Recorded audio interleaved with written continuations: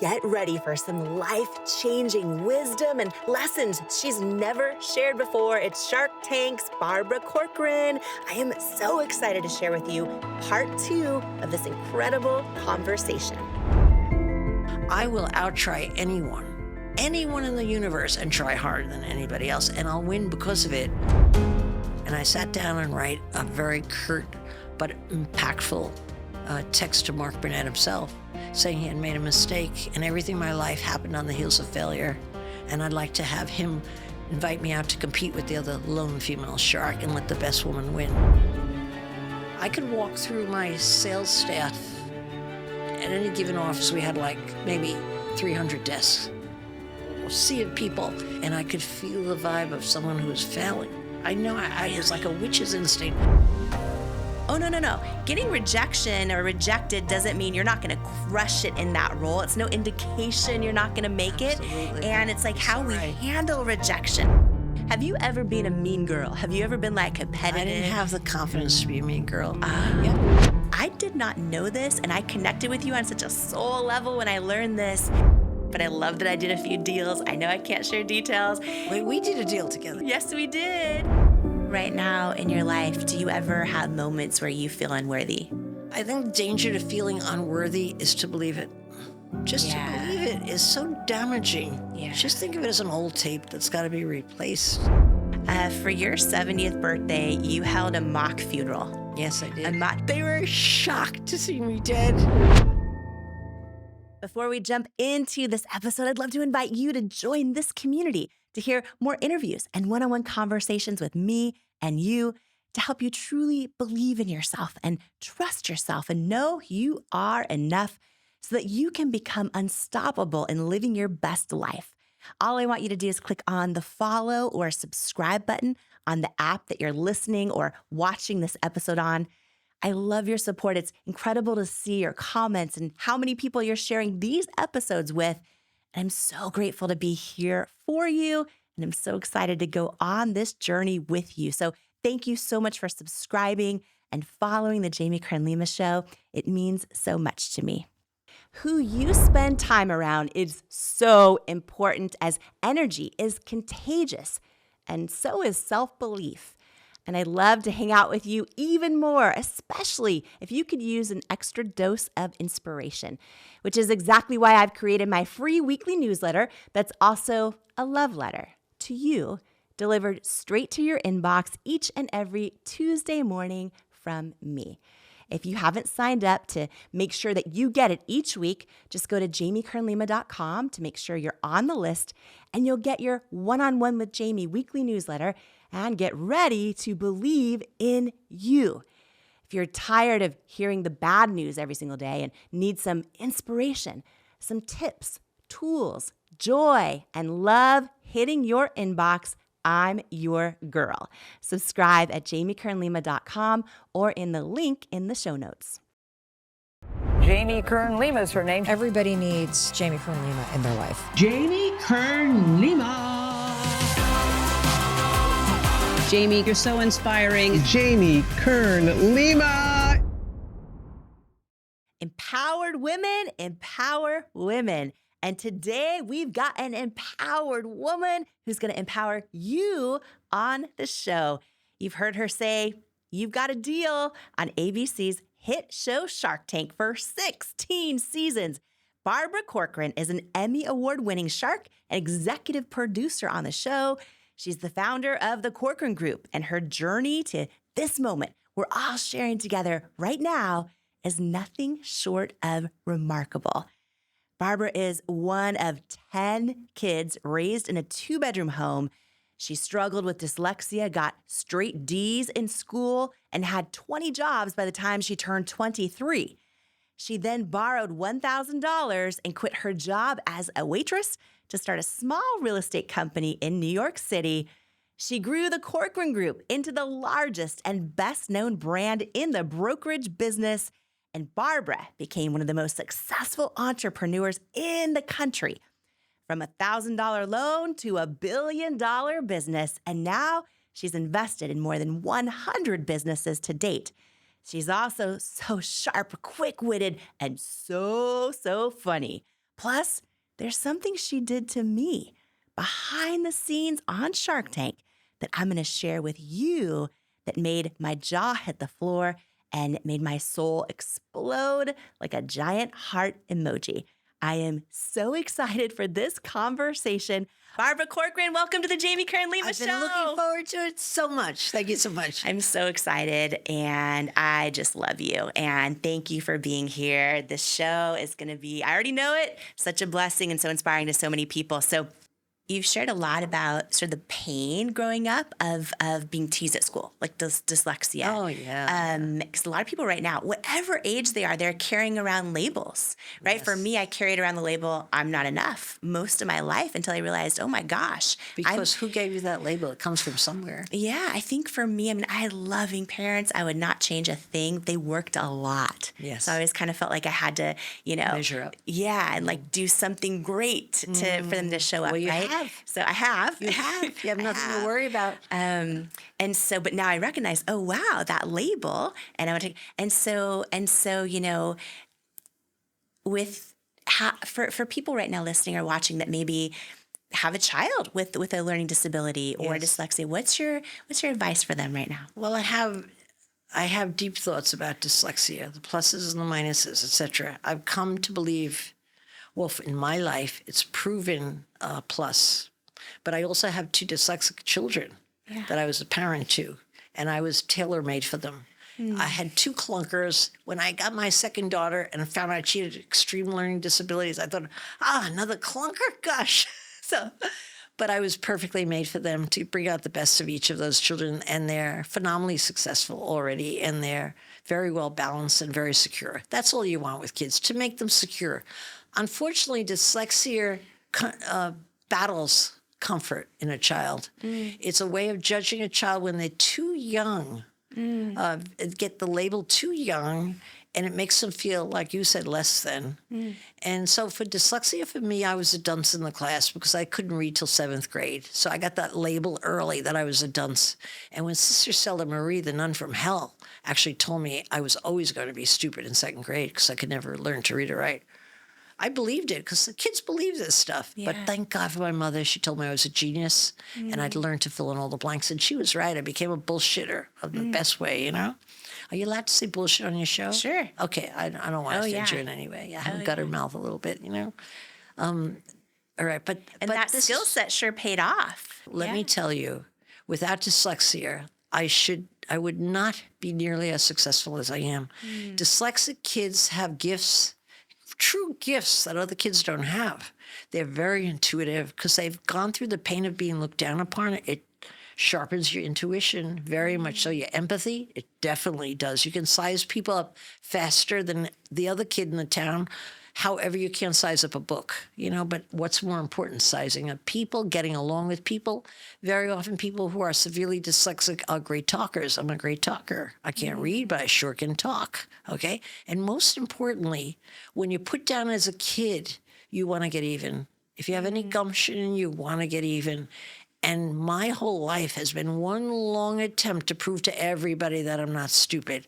Isn't that stupid that I would still be worried about that? But I'm always worried about not having the answer or being called on and stuttering and all the painful things being made to read out loud. That's happened to me at board meetings. Could you read this report? No, I pass on to the next person. I'm not getting caught in that again, But I think because you're coming out of a hole, you have more fervor. And interesting enough, on all the businesses I've invested in Shark Tank, by far my most successful are all owned by dyslexic people. Now, maybe because I picked them on purpose, but know this, they're not book smart, but they're street smart. And I think that just is not an accident. But as long as you have a great parent who makes you believe in yourself. I mean, I had that in my mother. If she didn't tell me I was a genius all the time, she didn't tell me all the time I had a wonderful imagination, if she didn't put me in situations to demonstrate my wonderful imagination, who cared about that except she cared? That's where I got my confidence from. And where do I get my work ethic from, really? Is knowing I had a liability and I had to work harder than everybody else. But I got used to working hard. I'm a great worker, no problem. What was terrible as a kid became my assets as I became older, And then to be a parent to 2 kids Oh, yeah. with dyslexia. Oh, they're great. Yeah. I kept my eye on one ball, raising Tommy and Kate. Self-confidence. That's all I wanted to do. If I keep that confidence there, it's a home run. Don't worry about anything. It's a home run. And I also learned from my mother with all children, not just children that struggle in school, with all children, I think you have to let them fail. We are in a culture that you don't want to let a kid fail, get a special tutor, blah, blah, blah, blah, talk to the teacher, whatever. My mother was a believer in letting us fail because she wanted to nurture our gene of getting back up, and she certainly did. She always said getting back up is where it's at, not excelling. I'm surprised I even tried to excel because she made getting back up sound so good, you know? Yeah.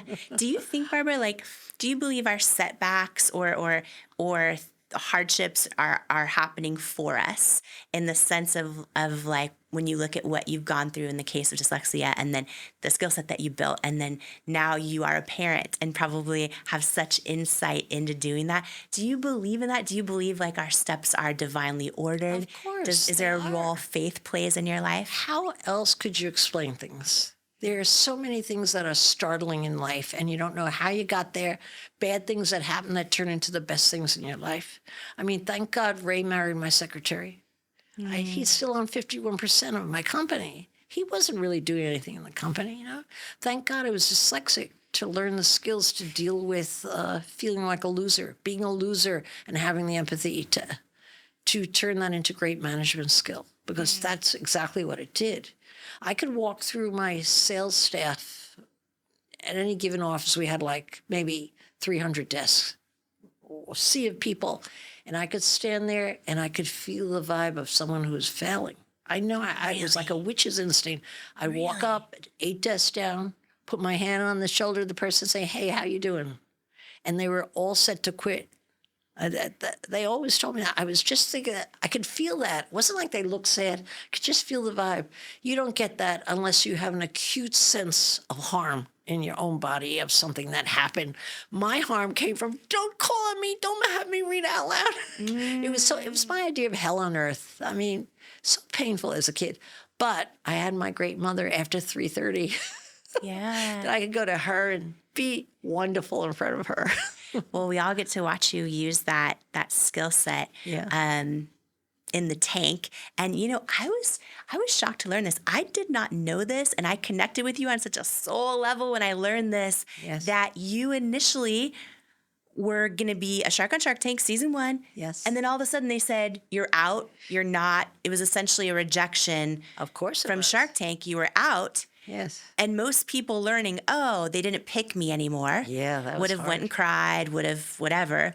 But will you share what you did when you got word that they're not picking you for season 1? I hadn't already signed the contract, but it's one way. I didn't think about that.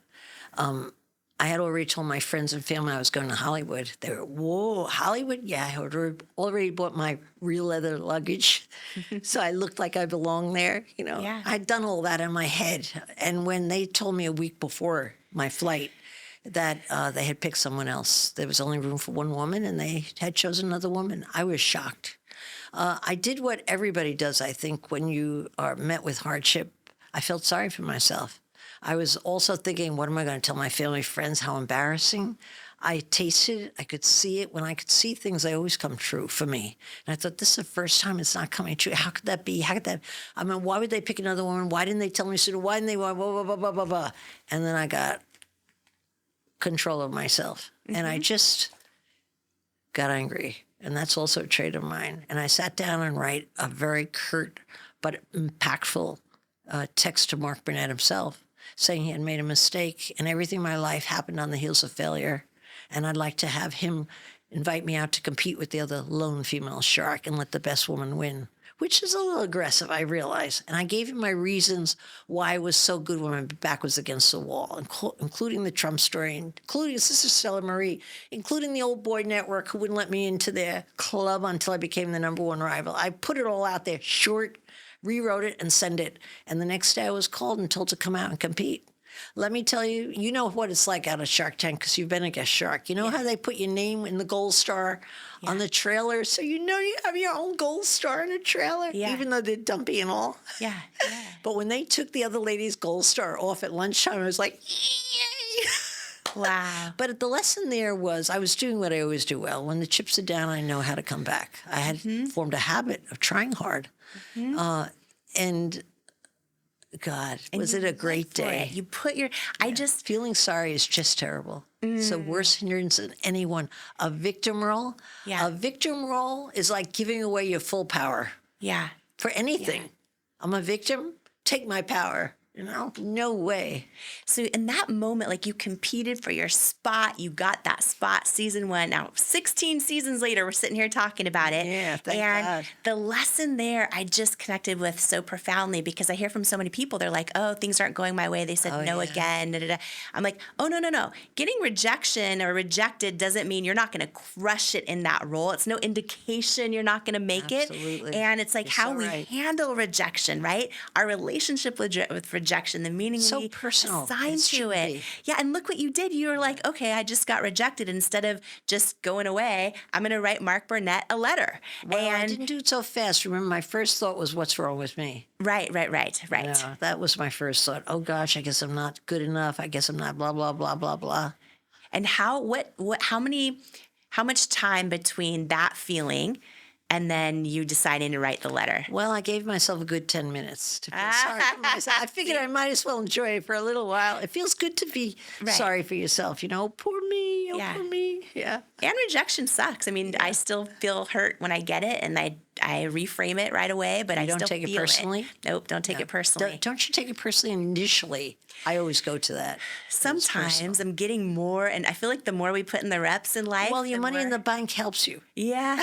And enough times where kind of like what we were talking about earlier, I look back, I'm like, thank God that dude broke up with me because Yes. that would have been a disaster. Or thank God that investor didn't think women would buy makeup from, people that Yes. had my body type. I mean, I've had every type of rejection, but I look back and it's like, okay, now, it's all happening for me. And now 16 seasons later, have you ever had a fight with another shark that lasted beyond the set? No, it lasts about 3 minutes. It's a competitive set, Yeah. Sometimes I can't get my word in because I have a smaller voice than Lori and and all the men, actually. Yeah. So it's very hard for me to break in. You almost have to be rude and just charge in, which is not my nature. So I've learned to be more rude, actually, on Shark Tank. But no, the minute you have a drink at the end of the day, if you have a drink by yourself or with the sharks, it's gone. Yeah. There's no reason. You're in a foxhole together. Yeah. For 16 years? No, we're brothers, sisters. Come on. Doing deals together, all of enough it. of that, yeah. I had the best time, and I know I can't share what deals I did yet, but I love that I did a few deals. I know I can't share details. Wait, we did a deal together. Yes, we did. How's it going? Yes, we did. Good. Great. Yeah, everything's great. I just was so grateful how welcoming you are. You're and easy you to were, welcome. And also like, listen, everyone has seen and felt when they walk in somewhere and they feel like they're not welcome or they don't so belong. tough. Or especially, unfortunately, there's still a lot of mean girls out there and women that think like, they get competitive versus going, oh, you know what? I'm really secure in my power and I'm going to pour into another woman. And that's why I think it was so, I almost got emotional before the show started because for you to walk in up to me, for you to give me a cheat sheet to help me with questions if I needed it, for you to raise me up that way, I just felt like your intention was just to multiply my impact. And that felt really, really good and really special. Have you always been that way? Or have you ever been a mean girl? Have you ever been like competitive? I didn't have the confidence to be a mean girl. You have to be, whether it be true or not, you have to be secure in your seat, I think, to be a mean girl. No, I think I'm more of the cut of cloth like my mom. If she had a neighbor in our small town that was obnoxious, she made it her point, too much so actually. It was almost hard to watch to really understand the lady and invite her in for tea. And it's like, what's she doing here? But I think she paid it forward. She did for others, what the Christians always say, do for others what you want them to do to you. She was very good in that way. Yeah. I just did for you what I wish somebody had done for me on my first day on the set. because both Kevin O'Leary and Robert Herjavec had 3 years of practice in Canada, and they didn't tell Damon and I, Lori was not yet there, they didn't tell us that these sharks that were stuck on the set on day one had this vast background. They were like machine guns firing those questions. And Damon and I just sat there, It took us a while to even get a question out. Yeah. So I was just paying it forward, so to speak. You know, it pays off. It makes the world a friendly place. Yeah. And I believe that through and through. I believe, we get back what we give. And sometimes it's not immediately, but it always happens. It always happens. The golden rule. I believe that. Well, sometimes I go too far. Yesterday, I decided I was going to say hello to every single person in the street that I met in the 4 blocks to my office. Let me tell you, just to be friendly and smile, especially older people that probably never had anyone talk to them. I travel those 4 blocks. I probably said hello in the city blocks, probably 80, 90 people. 3 said hello back. Wow. And I decided I'm not going to do this anymore. I feel badly now. Only 3 people were friendly today. You're trying to put it out. It is New York. I know. I have to think of something else. If you Just come a good out, morning. come visit me in California, people will say hi back to you. I Yes, promise. they do. I know we can go to the Midwest together. We're gonna get hugs back. The South, forget about it. They'll say hello to us 10 times. Yes, that's the best. That's really cool that you. No more hellos for me in the morning. I'm obsessed with self-worth. Wrote a book called Worthy. You should be, because it's all what a one there. Yeah. Do you feel right now in your life, do you ever have moments where you feel unworthy? There's so much more coming up in this episode. You are not going to want to miss it. But first, I wanted to share this with you. In life, you don't soar to the level of your hopes and dreams. You stay stuck at the level of your self-worth. When you build your self-worth, you change your entire life. And that's exactly why I wrote my new book, Worthy: How to Believe You Are Enough and Transform Your Life for You. If you have some self-doubt to destroy and a destiny to fulfill, Worthy is for you. In Worthy, you'll learn proven tools and simple steps that bring life-changing results, like how to get unstuck from the things holding you back, build unshakable self-love, unlearn the lies that lead to self-doubt, and embrace the truths that wake up worthiness, overcome limiting beliefs and imposter syndrome, achieve your hopes and dreams by believing you are worthy of them, and so much more. Are you ready to unleash your greatness and step into the person you were born to be? Imagine a life with zero self-doubt and unshakable self-worth. Get your copy of Worthy, plus some amazing thank you bonus gifts for you at worthybook.com or the link in the show notes below. Imagine what you'd do if you fully believed in you. It's time to find out with Worthy.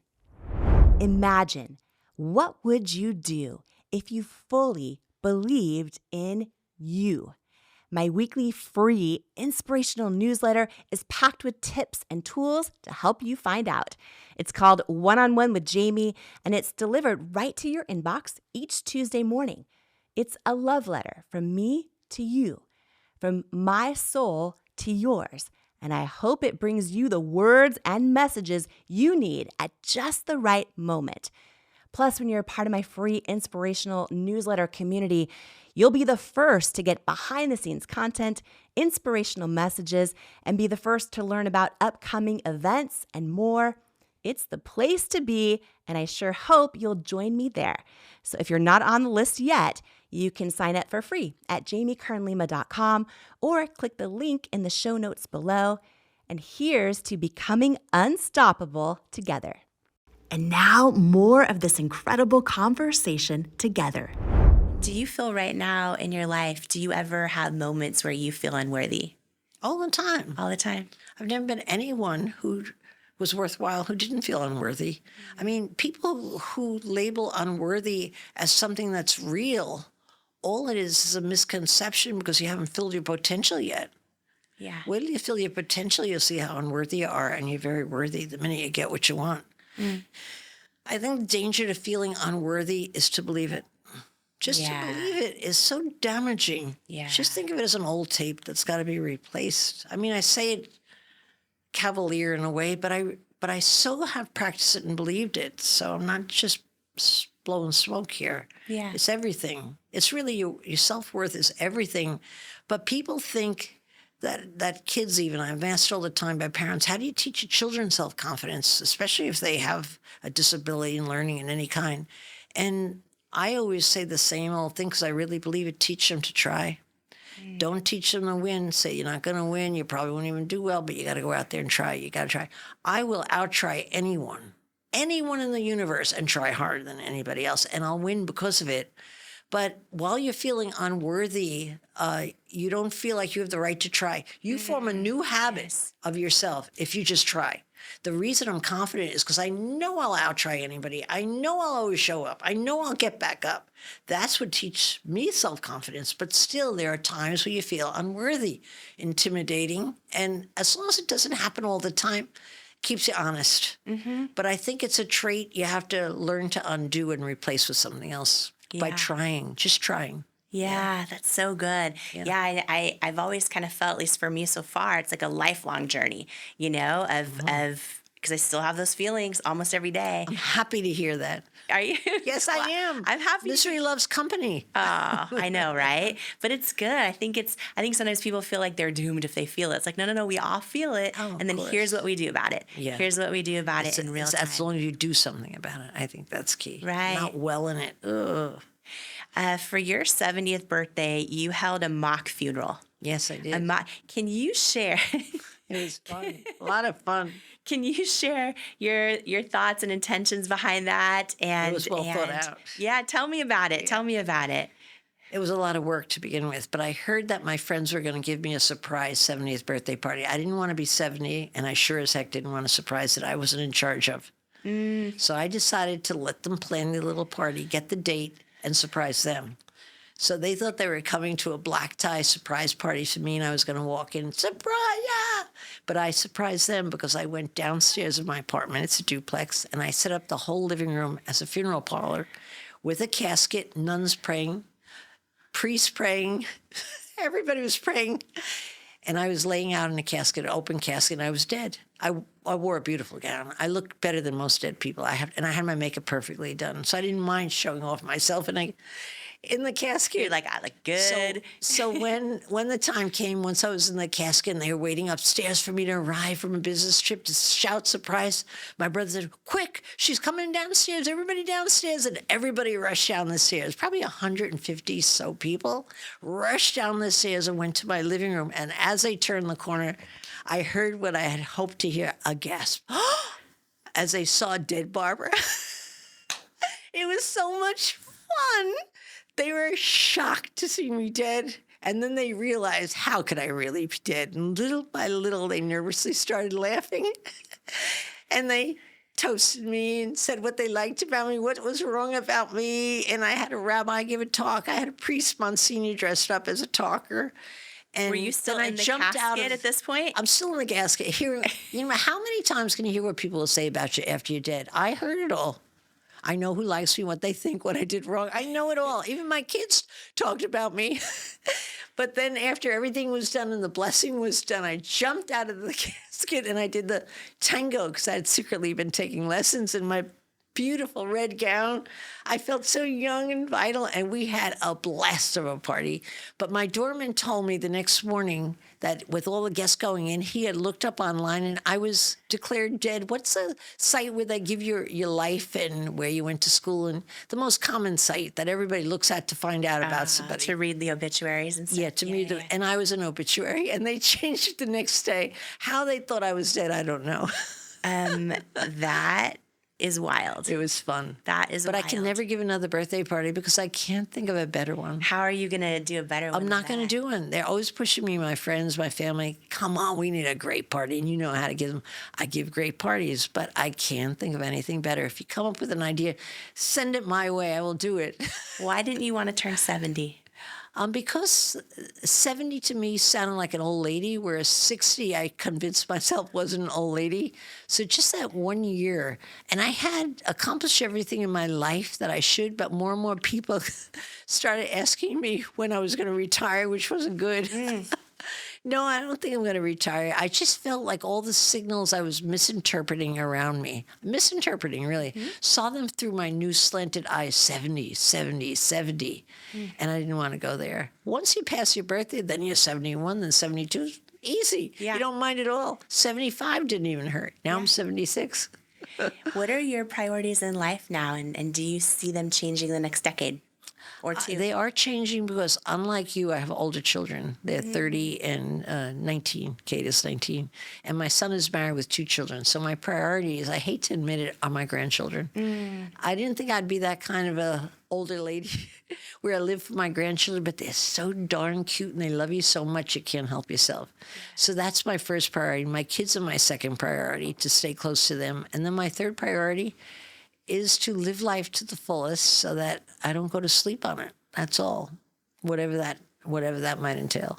Yeah. Do people ask you about that a lot, about retiring? All the time. You're never. When are you going to retire? Yeah. Why? Why would I want to retire? I love my work. I love what I'm doing. Do I look that old? No, not really. Just wondering, because everyone I have as a friend now, even the younger friends, are all retired. And that's amazing to me. I mean, they're keeping busy and they're having a great life and they're more free to travel when they want than I am. And sometimes I get envious and I think, why? If I didn't have my work, what I would do tomorrow morning? What, read the paper an extra time or two? No, I don't think so. Yeah. Not worth it to me. What does success mean to you? Being successful? I think it's, well, for me, maybe I'm too needy, but it's really being able to look at yourself or your life and think that people really like you for the right reasons, that you've helped people. Not that I'm a Pollyanna, but I do help a lot of people through Shark Tank, without a doubt. Yeah. I get people to believe in themselves. I've helped all the people I employed over the years to really have the satisfaction of feeling like you did something worthwhile. I think it's feeling like you did the right things in life. Yeah. Yeah. To help other people. It's never the stuff you get. It's never the false feedback you get. It's always a genuine somebody saying thanks or not saying thanks, and they were really helped by you. Yeah, you know? Yeah. I don't even expect to thank you anymore for anything. It's just a detail. It's what you feel about it yourself that counts. Just the offering you put out there. Yeah, definitely. Yeah. Well, you have helped so many, oh my gosh, entrepreneurs, and the ripple effect of all that. And also, I remember when you and I did the press junket for Shark Tank, and yes. I remember learning that people would be surprised to know that you only fly coach on airplanes. Do you know what a first class ticket costs? You probably do, right? You probably don't look. Yeah, I look. Yeah. Listen, the way I figure it is a coach ticket is about 25% of a first class ticket. I get the free miles. I could give them away. Yeah. I have everybody in my family flying on my free miles. What's more important, that everybody gets vacations or that I'm comfortable in first class? I guess I could afford to do both, but I won't, because I'll be in coach feeling really smug because I know I have 3 plane tickets that could take somebody somewhere. It accumulates, You save a lot of money. I love just sharing this with the world. I know people can know this or guess it or assume it, but your generosity. And when you talk about your homes, right? You said the one thing you love is homes. Yeah. Yet you have a scheduling system where people that you know and love are always staying at all your different homes. So they're all being used. There's not a single bed in any of my homes that's ever empty. How amazing is that? No, can I tell you what is more satisfying than someone saying, thank you, we had a blast. You don't even know who the we is, extended family, their family, whatever.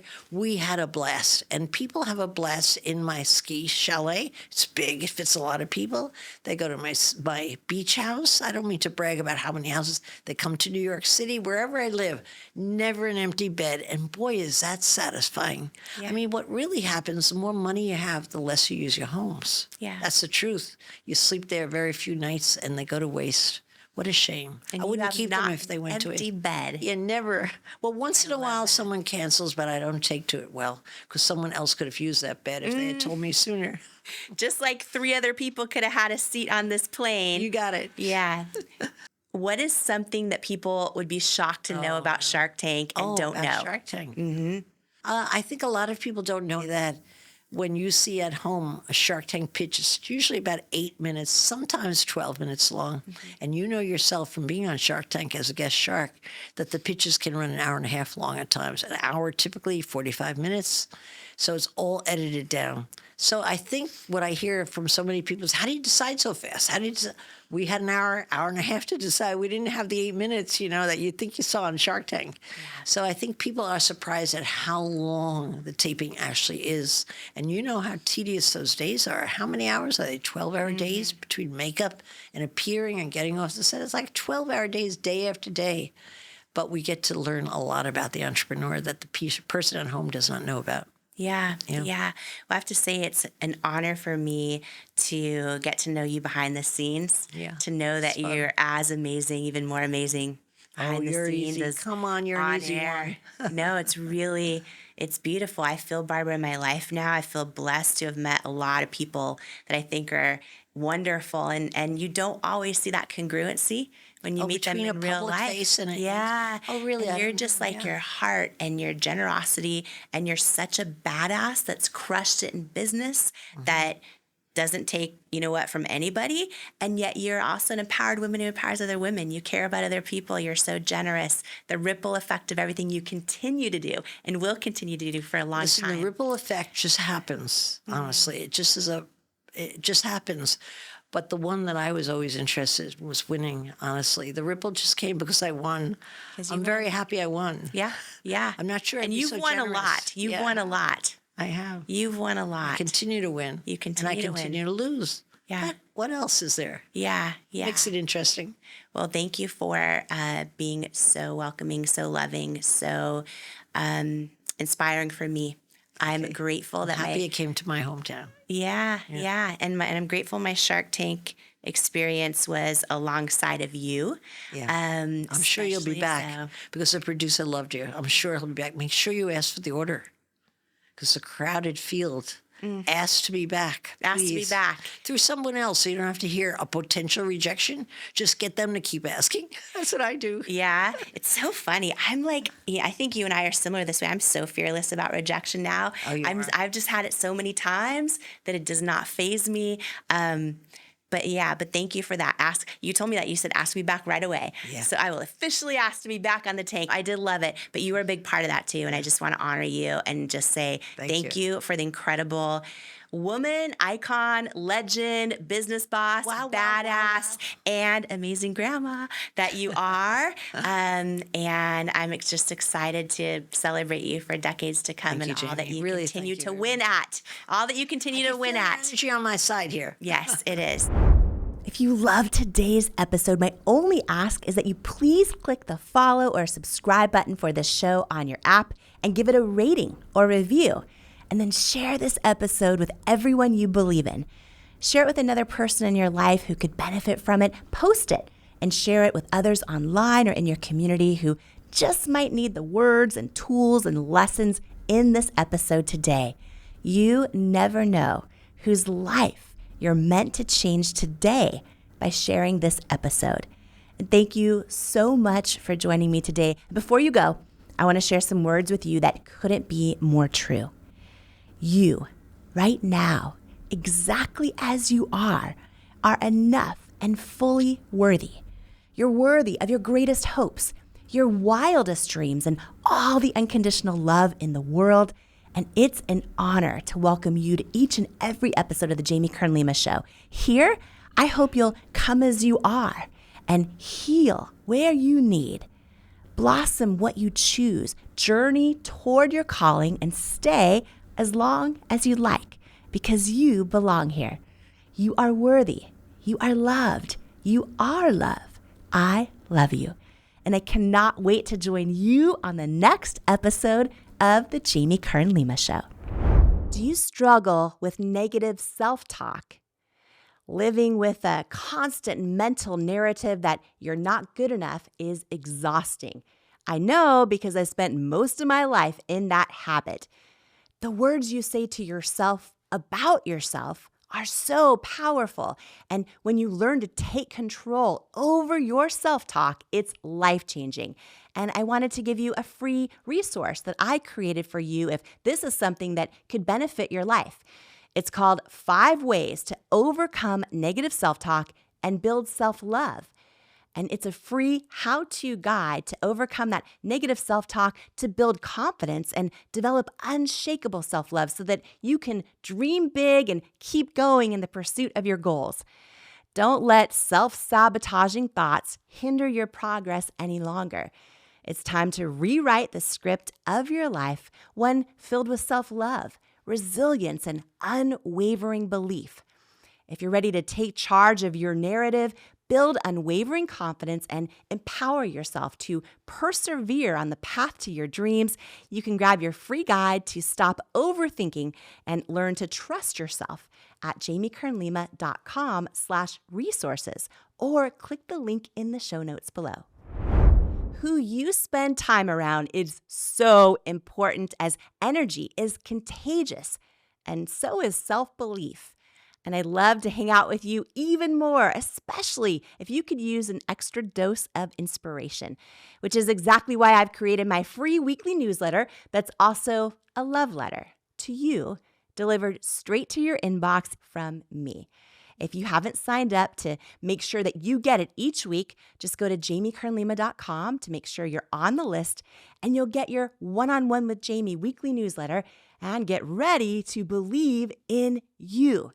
If you're tired of hearing the bad news every single day and need some inspiration, some tips, tools, joy, and love hitting your inbox, I'm your girl. Subscribe at jamiekernlima.com or in the link in the show notes. I am so excited for this book. You know why? Because it's going to save so many people. It's going to save people. Worthy, your new beautiful book, Worthy. Get this book. This book, I'm telling you, it's a book that can change anybody's life who picks it up. Anybody who's ever felt that they were not good enough, didn't measure up, something's missing in your life, I have to tell you. It's powerful. It's happening. It's worthy. Imagine, what would you do if you fully believed in you? I went from struggling waitress facing nonstop rejection to founder of IT Cosmetics, a billion-dollar company, by learning how to overcome self-doubt and believe I am worthy of my hopes and dreams. And I'm sharing how you can too in my new book, Worthy, How to Believe You Are Enough and Transform Your Life. If you're ready to truly trust yourself and break through that barrier of self-doubt, and know that where you come from, or even where you are right now, doesn't determine where you're going, then Worthy is for you. It's time to go from doubting you're enough to knowing you're enough. It's time to step into all of who you are and into the person you were born to be. And it's time to believe that you are worthy of it. Because in life, we don't become what we want. We become what we believe we're worthy of. Join the Worthy movement today by grabbing your copy of Worthy anywhere books are sold. Then head to worthybook.com now for free gifts, including my 5-part course on becoming unstoppable and my 95-page Worthy Workbook action plan that teaches you how to implement the tools from the book into your real life right now. Worthy is groundbreaking. Yo, my God!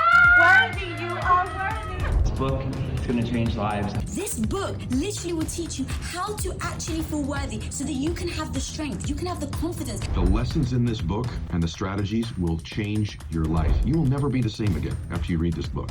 Jamie's book, Worthy, is a must-read. It is going to inspire you, empower you, give you the hope that you need and the kick in the rear end that you deserve. Jamie's book, Worthy, is incredible. The gifts are going away, but they're all free right now on worthybook.com. It's such an honor to share this podcast together with you. And please note, I'm not a licensed therapist, and this podcast is not intended as a substitute for the advice of a physician, professional coach, psychotherapist, or other qualified professional. If you love this incredible episode with Barbara Corcoran, I promise you are going to also love this life-changing episode of the Jamie Kern Lima Show with Oprah, where we talk about how to hear your intuition, tap into your purpose, and ignite your best life. It's up next just for you.